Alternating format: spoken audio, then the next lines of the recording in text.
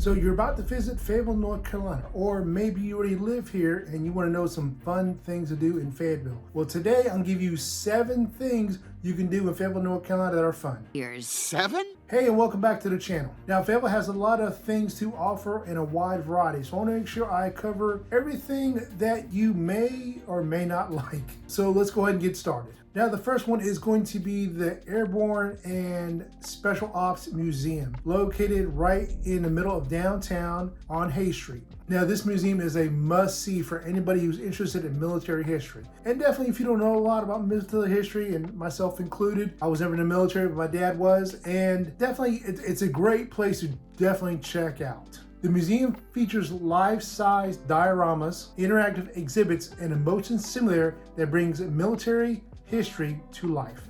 And it's such a great tribute to the men and women of these elite units. Now, the cost of the museum is free, but they are taking donations, so definitely if you could leave some money, that'd be great. I believe the motion simulator is $5. It may have went up since last time I've been there, but I believe it's $5. Now, the museum's open every day from 10 a.m. to 4 p.m. and it's closed on Mondays. Next thing we talk about is going to be the Kayir Botanical Gardens. Now, the Kayir Botanical Gardens is also downtown. I think it's about 2 miles from the museum and has over 80 acres of themed gardens and woodlands. Now, the garden is obviously gorgeous and it's great for a lot of pictures. A lot of photographers go there to photograph everything. They also have a lot of wedding photography there. So definitely, that's your thing. Definitely go check it out. Also great if you just want to go there, maybe read a good book or just be out and relaxing, out catching nature and enjoying the beautiful gardens. They also have a wide variety of programs if you want to learn more about botanical gardens, and they have some shops there if you're into looking at buying some souvenirs and things like that. Matter of fact, we hosted our Christmas party there this past Christmas for our team, and we invited just our past guests out there. They had it all set up for Christmas. Looked very nice. It was gorgeous out there. Had Santa Claus there. We had the Grinch there. It was a good time for everybody. So definitely, if you're looking at hosting a party there, it doesn't even need to be Christmas time. I believe they have they will host it if you get enough time to plan it. So definitely check that out if that's something you're into also. Now, the next thing I talk about is going to be the Kayir River Trail. And this is probably one of my favorite things. It has 7 miles of one-way track or trail. One way? Are you sure? From Sherman Park all the way to the soccer complex, which is 7 miles one way. And I'll say that again, because a lot of people think it's a loop. It's 7 miles one way. Okay, I get it.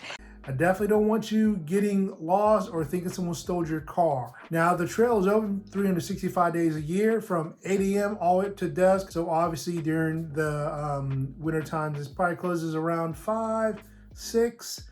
And during the summertime, spring, and maybe the beginning of fall, could be 8 or 9 o'clock at night. And definitely if you're going to walk or run or even bike the trail, I don't think I have to say it, but I will definitely bring plenty of water so you have enough water so you don't have cramps and you're not going to dehydrate yourself. The paved trail is 10 feet wide and open to pedestrians, joggers, bicyclists, rollerblades, and other non-motorized transport. Now, you can start at 511 Sherman Drive, which is one end of the park, or you can start at the Jordan Complex Center, which is 7 miles the other way towards north side of Ramsey Street, where the soccer complex is. I usually start at the soccer complex. There's more parking there, but I'm not walking the whole 7 miles either, because that'd be 14 miles there and back. So definitely that's something you can do. Great, just be aware that's going to be 14 miles. Again, I know I keep saying that, just so I want you guys to get lost or think someone stole your car. In addition to the wood bridges, including one covered bridge, there's over 1,000 feet of boardwalk through marsh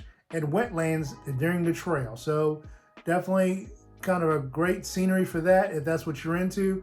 Definitely if you're not, you see it, just obviously turn around and go the other way. There's also a short connector links to Linear Park Trail with this newest section of the Kayir River Trail, which is near the Riverside Dog Park. So that's something new. I've not been out there since they've built that. So definitely, you got your dog with you, definitely check out that new dog park. Now, there's over 700 species of plants and trees out there and over 150 different kind of birds. And if I didn't mention earlier, the park is free for everybody. So of course, there's no charging you at the park. Just be careful of where you park. Next thing I talk about is going to be the Kayir Regional Theater. Now, the Regional Theater offers all kinds of things from dramas to children theaters to comedies and to musicals. Now, the tickets typically range from about $15 up to $35. Of course, this could vary on the show that is playing. Definitely check out their website, which will be in the description below, and it'll be right here in front of you on the screen. So when you know what shows are coming next and how much each show may cost. So the Regional Theater is 3 stories high, and it has 300 seats. And the Regional Theater is best known for bringing in talent from all over the world and right here locally. So definitely go check them out. Sounds like a plan.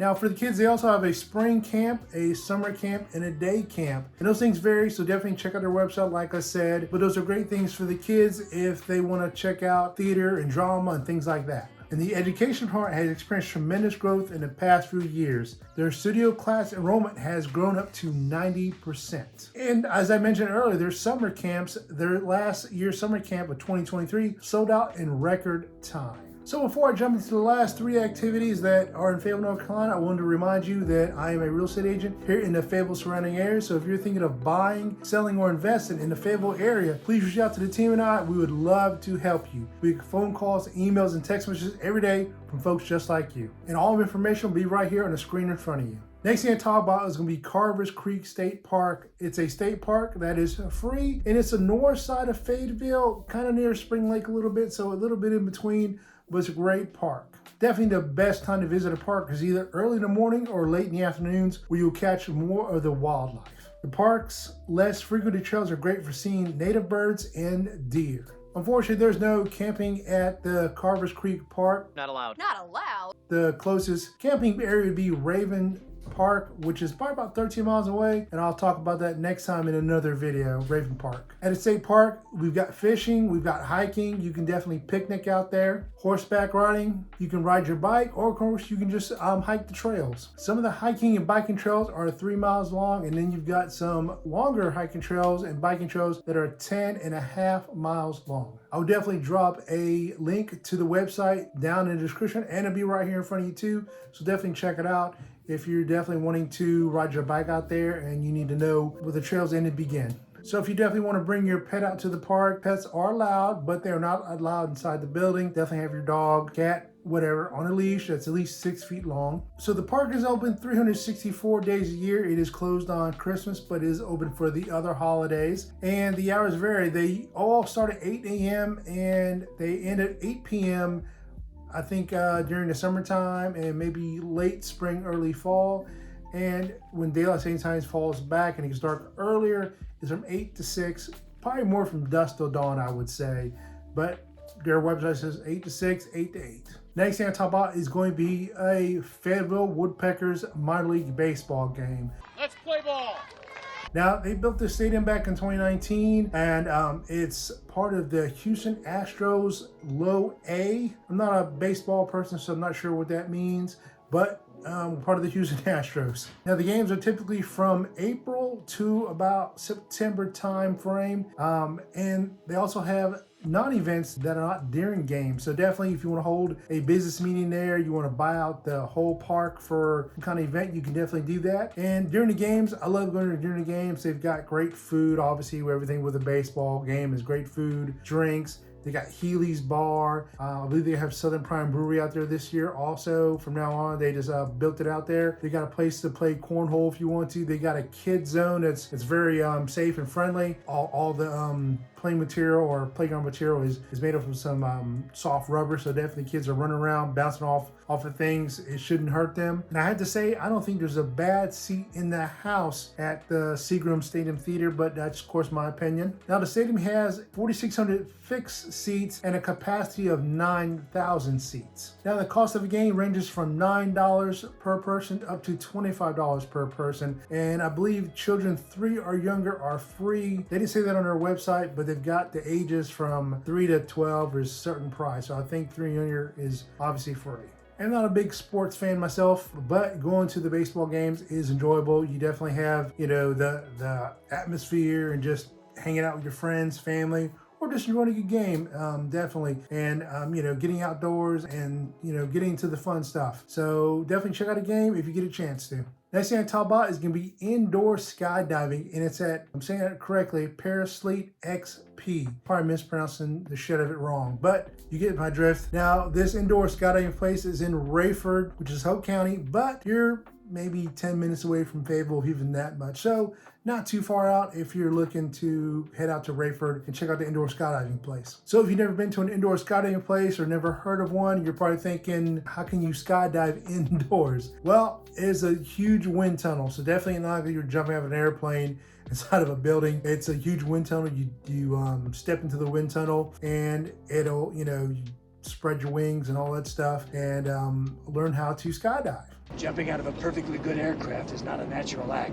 Now, the indoor skydiving place has been here since 2008, so definitely go check it out. You'll get to definitely see, get the feel if you want to of what our military does here. We are at, you know, Fort Liberty, Fort Bragg with the 82nd Airborne. So definitely you can see what it feels like when you jump out of an airplane somewhat. Obviously it's a little safer. Jumping airplanes is not my thing.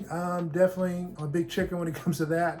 So definitely hats off to our young, to our military men and women. Thank you for what you do. So who can fly to indoor skydiving place? Just about anybody. They have people from the ages of 3 years old up to 93 years old. So definitely if you're thinking about it and you're wondering should you go out and do it, definitely go check it out. It could be a lot of fun. I never went myself, but I need to head out there and check it out. I always talk about it, but never been out there. Now the price ranges can range differently. They're from $85 up to $400 for a family. So definitely check out their website. It'll be right here and in the description below to go check out the prices and see if it's something that would be you know, to your liking. Obviously, I don't know how long training is for that, but check it out. Let me know what you think. Now the indoor skydiving place is open every day except probably holidays from 9 a.m. until 7 p.m. and they do host parties and youth activities. So definitely something you're interested in, you know, having a birthday party there, give them a call, check them out, see what they can do for you. So what are your thoughts about the 7 things you can do in Fayetteville? I know I probably missed some things. So definitely drop a comment below. Tell me what you would think about my list. And maybe there's something that you like in Fayetteville. Definitely tell me what it is and we can definitely maybe do a video on it next time.